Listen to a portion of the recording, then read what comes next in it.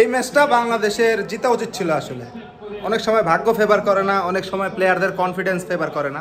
তো এই বিষয়ে বলার আগে শুরুতেই আমি আমার বলারদের, বাংলাদেশি যে বলাররা তারা আজকে দুর্দান্ত লেভেলের বোলিং করছে এবং অন অ্যাকুরেট পয়েন্টে সাউথ আফ্রিকান ব্যাটারদের তারা আটক, মানে এক হিসাবে আটকই করছে কইতে গেলে।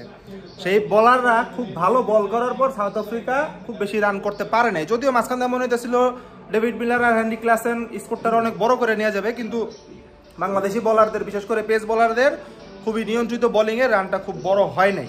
এই জায়গায় আমার একটা জিনিস বলার আছে, বাংলাদেশ যদি আজকে 4 জন পেসার খেলাইতো বা 4টা সিমার খেলাইতো, রানটা হয়তো বা সাউথ আফ্রিকা আর একটু কম করতো। কারণ আমরা খুব স্পষ্টভাবেই দেখছি পেসাররা খুব তাড়াতাড়ি উইকেট নিয়ে নিতে পারলো, যখন স্পিনাররা আসছে তখন খুব সহজেই এই ডেভিড মিলার আর হেনরি ক্লাসেন রান করতেছিল, আর কি স্ট্রাইক রোটেট করতেছিল, বাউন্ডারি মারতেছিল, সব কিছুই।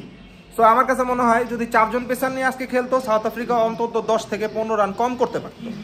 আর ব্যাটারদের কথা কি যে বলবো ভাই, মানে প্রতিটা ম্যাচে একই কাহিনী। বলাররা দুর্দান্ত পারফরমেন্স করলেও ব্যাটাররা এমন এমন ঘটনা ঘটায় যে চরম ত্যক্ত বিরক্তি চলে আসে।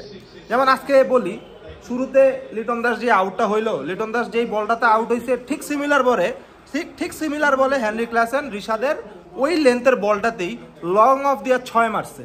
আর আমাদের লিটন দাস কি করছে? আচ্ছা, লিটন দাসেরটাই বুঝলাম, ঠিক আছে।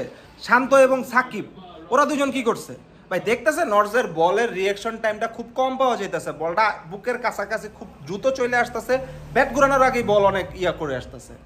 দুইটা ব্যাটসম্যান একই উপায়ে একইভাবে আউট হইল। এই যে 3টা উইকেটের কথা বললাম, এই 3টা উইকেটের কারণেই কিন্তু বাংলাদেশটা আজকে হারছে। যতই বলেন এই রিয়াদের লাস্টে 6টা হয় নাই, বা আপনার সেকেন্ড লাস্ট ওভারে একটা ফাইন লেগ দিয়ে একটা 4 হওয়ার কথা ছিল, সেটা সরাসরি রাবাদার হাতে গিয়ে পৌঁছাইছে। হ্যাঁ ঠিক আছে, ভাগ্য খারাপ, এই কারণে 6 বা 4টা হয় নাই। কিন্তু আমার কাছে আজকে হারের জন্য ওই লিটন, শান্ত এবং সাকিব আল হাসান এই 3 জনের উইকেটটাই দায়ী, এবং তারা যেভাবে দায়িত্বজ্ঞানহীন ব্যাটিং করছে তার জন্যই বাংলাদেশ আজকে হারছে।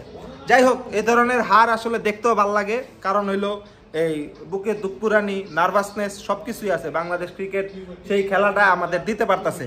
গতকালকে ইন্ডিয়া পাকিস্তান যে খেলাটা দিতে পারে নাই, হাজার হাজার কোটি টাকার মিডিয়ার খরচ, এই সেই বিজ্ঞাপন বিল টিল, সেই তো ইন্ডিয়া পাকিস্তান ওটা দিতে পারে নাই, দিছে কে? বাংলাদেশ।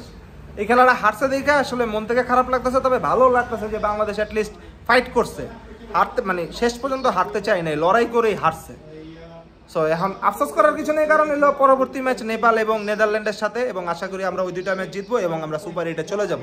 তবে আজকে ব্যাটাররা যে দায়িত্বজ্ঞানহীন শট করছে, এটা ভাই কোনোভাবেই অ্যাকসেপ্টেড না। আরেকটা বিষয় শেষে আমি অ্যাড করতে চাই, সেটা হচ্ছে তাওহিদ হৃদয় ভাই দুর্দান্ত লেভেলের ফর্মে আছে, এবং এই ছেলেটারে 1 ডাউনে খেলানো উচিত যদি বাংলাদেশের ব্যাটিং লাইন আপটা আরও স্ট্রং রাখতে হয়। কারণ শেষে গিয়ে তো মাহমুদুল্লাহ যেমনি হোক অমনি হোক হাল ধরবে, যে অবস্থা দেখতেছি। তো শুরুতে উইকেট না পড়া যদি তাহিদ হৃদয় এক পাশ থেকে উইকেট আটকায় রাখে, তাহলে কিন্তু বাংলাদেশের জন্য বেনিফিশিয়াল।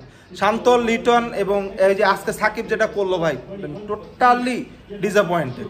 যাই হোক, বাংলাদেশ দলের জন্য শুভকামনা, এবং হারতে দেখা ভাই কেউ মন খারাপ করেন না, কারণ হইলো পরবর্তীতে নেপাল ও নেদারল্যান্ডসের সাথে ইনশাল্লাহ আমরা জিততেছি, আমি আশাবাদী এই বিষয়ে। যাই হোক, আল্লাহ হাফেজ।